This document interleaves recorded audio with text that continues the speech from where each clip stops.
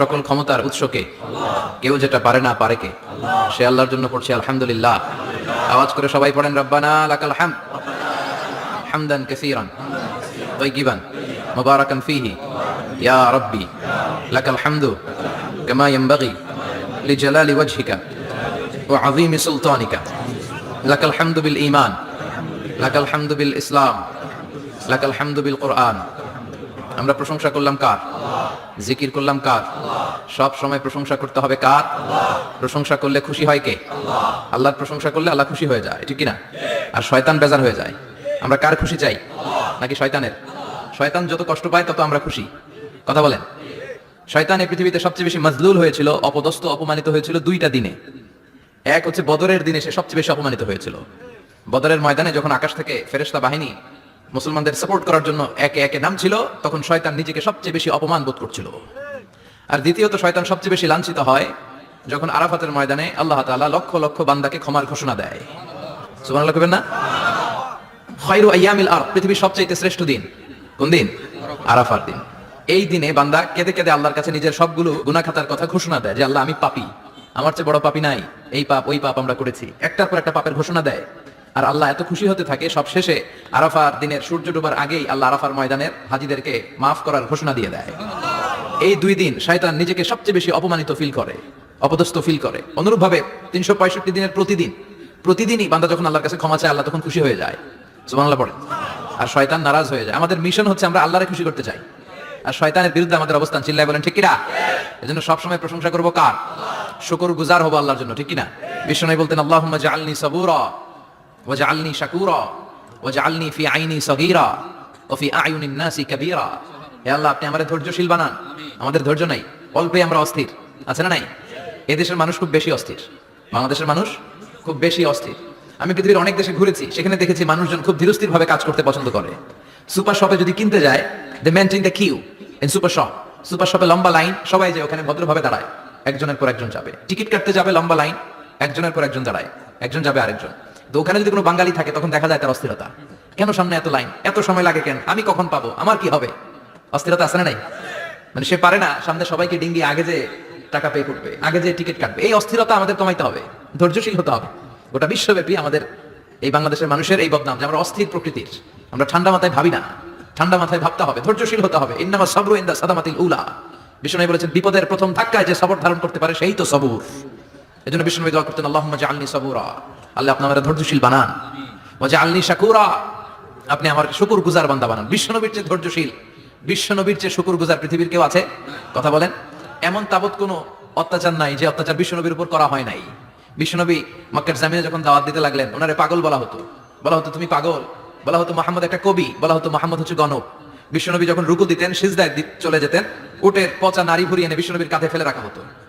বিশ্বনবীর গলার মধ্যে রশি ধরে টান দেওয়া হতো। কয়েকবার বিশ্বনবীর এই ঘাড়ের এই চামড়া ছিঁড়ে গিয়েছে, একবার চাদর টান দেওয়ার কারণে, আরেকবার রশি টান দেওয়ার কারণে। বিশ্বনবী কিছুই বলেন নাই, ক্ষমা করে দিয়েছেন। যেই মক্কার শত্রুরা বিশ্বনবীকে মক্কা থেকে বিতাড়িত করেছেন, এবং যেই রাতে উনি হিজরত করলেন, মাইগ্রেট করলেন, উনি কেঁদে কেঁদে বারবার মক্কার দিকে ফিরে তাকায়, আবার যায়, আবার ফিরে তাকায়। মাতৃভূমির মায়া ছাড়তে পারছেন না, আর বলছিলেন মক্কা তো আহাব্বুল বিলাদ ইলাইয়া, মক্কা আমার কাছে সবচেয়ে প্রিয় শহর। লাউলা উখরিজতু লামা খরাজতু মিনহা, আমার যদি বের করে না দেয়া হতো এই শহর থেকে, আমি কোনোদিন এই শহর থেকে বেরোতাম না। এত ভালোবাসতেন বিশ্বনবী মক্কাতুল মুকাররমাকে, ধৈর্যশীল ছিলেন। এত অত্যাচার অনাচারের পরে যখন মক্কা বিজয়ের ক্ষণ আসলো, এই মক্কাকে বিশ্বনবীর করতলগত করে দিল কে? ফাতে মক্কা হলো। বিশ্বনবী চাইলে পিছে পিছে প্রতিটা কাফের মুশরিককে শেষ করে দিতে পারতেন, ঠিক কিনা? কিন্তু বিশ্বনবী বললেন লা তাসরিবা আলাইকুমুল ইয়াউম ইযহাবু আনতুমুত তুলাকা, কোনো রিভেঞ্জ চলবে না, কোনো প্রতিশোধ নাই। একেবারে বড় যুদ্ধাপরাধী যারা, মারাত্মক যারা অফেন্স করেছে, তাদেরকে শাস্তির আওতায় আনা হবে, বাকি সবাইকে আমি ক্ষমা করে দিলাম। In the long history of the world, there is no instance of magnanimity and forgiveness which was showed by our beloved Prophet Muhammad when all of his enemies laid under his feet and he forgave them one and all. পৃথিবীর ইতিহাসে এরকম নজির কোথাও পাওয়া যায় না, যাকে এত অত্যাচার করে বিতাড়িত করা হয়েছে, নির্বাসন দেওয়া হয়েছে, হিজরতে বাধ্য করা হয়েছে। তিনি যখন ওই শহরকে আবার বিজয় করলেন, কাউকে আঘাত করলেন না, আগুন জ্বালিয়ে শহরটাকে জ্বালিয়ে দিলেন না, ওদের বংশকে নির্বংশ করলেন না, বরং মুচকে হেসে উনি বললেন যাও, ক্ষমা করে দিলাম। কি ধৈর্যশীল ছিলেন। আবার দোয়াও করতেন আল্লাহুম্মা জাআলনি সাবুরা, আল্লাহ আপনি আমার ধৈর্য বাড়ায় দেন। ওয়া জাআলনি শাকুরা, আপনি আমার শুকরগুজার বানান। ওয়া জাআলনি ফি আইনি সাগীরা, আল্লাহ আমার চোখে আপনি আমারে ছোট বানান। ওয়া ফি আয়ুনিন নাসি কাবীরা, আল্লাহ মানুষের চোখে আপনি আমারে বড় বানান। কি মানুষ ছিল, নিজের চোখে নিজে ছোট থাকতে চাইতেন। আমরা নিজের চোখে নিজের বড় মনে করি, এরকম ডাকাইত আছে না নাই? নিজেরাই নিজে মনে করে কত বড় সাহেব, লাট সাহেব। মান তাওয়াদা তারাফা, এটা হচ্ছে সুন্নাতুল্লাহি ফিল আরদ। মান তাওয়াদা তারাফা, যে নিচে নেমে থাকতে চায় আল্লাহ ওরে টেনে উপরে উঠায়, আর যে খালি উঠতে চায়, হিংসা করে অহংকার করে উপরে ঠেলতে চায়, ওরে নিচে নামায় দেয় কে? সাইয়েদনা আদমকে আল্লাহ বললেন, আদম সাল্লিম আলা উলাইকা নাফার লাম্মা খালাকাল্লাহু আদামা ওয়া কানা তুলহু 60 যিরাআন। নিচে নেমে গেলে যে উপরে ওঠে, আর উপরে উঠতে চাইলে যে নিচে নামে, উদাহরণ দেখেন। আদম আলাইহিস সালামকে তৈরির পর আল্লাহ বললেন, আদম সাল্লিম আলা উলাইকা নাফার, এই ফেরেশতাদের সালাম দাও। কি দাও? সালাম দাও। কোনো প্রশ্ন নাই, আল্লাহ সালাম দিব কেন? ফেরেশতারা আমারে দিব না কেন? আমি আগে দিব কেন? কথা আছে কোনো? যেই সালাম দিলেন, সালাম দেওয়ার সাথে সাথে ওনার মর্যাদা বাড়িয়ে দিল কে? এত মর্যাদা বাড়ালেন যে নূরের ফেরেশতারা মাটির আদমকে সেজদা দিতে বাধ্য হয়েছে। চিৎকার করে বলেন ঠিক কিনা?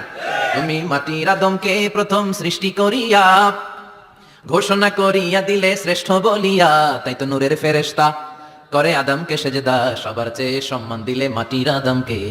আল্লাহু আল্লাহু পড়েন, আল্লাহু আল্লাহু তুমি জাল্লে জালালুহু, শেষ করা তো যায় না গে তোমার গুণগান। আল্লাহু আল্লাহু সুবহানাল্লাহ পড়েন। কি সম্মান আল্লাহ বাড়াই দিলেন। আল্লাহ বললেন, আদম আজকে থেকে তুমি আশরাফুল মাখলুকা, তুমি খলিফাতুল্লাহি ফিল আরদ, তুমি পৃথিবীতে আমার খলিফা, ভাইস জেরেন্ট অফ আল্লাহ। আল্লাহর খলিফা, আল্লাহর আহকামগুলো পালনের জন্য ভাইস জেরেন্ট। চুরি করলে হাত কেটে দাও, কার আইন? এই কাজ আদম তুমি দুনিয়াতে যে করবা। জিনা করলে ডেথ পেনাল্টি, হেড অফ, শিরচ্ছেদ করে দাও, কার আইন? খলিফা হিসেবে মানুষ এসে করবে। মানুষকে আল্লাহ আশরাফুল মাখলুকাত বানিয়ে দিলেন, নিচু হয়েছে বড় বানিয়ে দিলেন। আর শয়তানের অবস্থা কি? শয়তানকে আল্লাহ বললেন সেজদা দে আদমকে। শয়তান যুক্তি দাঁড় করিয়েছে, খালাকতাহু মিন তিন খালাকতানি মিন নার ওয়া খালাকতাহু মিন তিন। আল্লাহ আপনি আমারে বানাইছেন আগুন দিয়া, কি দিয়া? আগুনের ধর্ম উপরের দিকে ওঠে, আর মাটির ধর্ম সে নিচে পড়ে থাকে, আমি কেন সেজদা দেব? শয়তানকে চিরকালের জন্য ইবলিস মালউন, অভিশপ্ত আর জাহান্নামী হিসেবে ঘোষণা দিয়ে দিল কে? এজন্য আপনি ছোট থাকতে চাইবেন, আপনার বড় বানাবে কে? আর আপনি নিজে যদি বলেন আমি বড়, থাপ্পড় মেরে আপনার নিচে নামাই দিবে কে? এজন্য বিশ্বনবী দোয়ায় বলতেন, আল্লাহুম্মা জাআলনি সাবুরা ওয়াজআলনি শাকুরা ওয়াজআলনি ফি আইনি সাগীরা ওয়া ফি আয়ুনিন নাসি কাবীরা। ও আল্লাহ, আপনি আমারে ধৈর্যশীল বানান, আপনি আমারে শুকরগুজার বান্দা বানান, আমার চোখে আমারে আপনি ছোট বানান, মানুষের চোখে আপনি আমারে বড় বানান। সুবহানাল্লাহ পড়েন। এজন্য সবসময় শুকরগুজার থাকার চেষ্টা করতে হবে। রাজি আছেন তো? যে কোনো মুহূর্তে, যে কোনো পরিস্থিতিতে আমরা শুকরিয়া করবো কার? চিল্লায় বলেন কার? আমরা যেন বেশি বেশি আল্লাহ তাআলার শুকরিয়া আদায় করতে পারি। আল্লাহ তুমি তৌফিক দাও। সবাই পড়ি আমিন।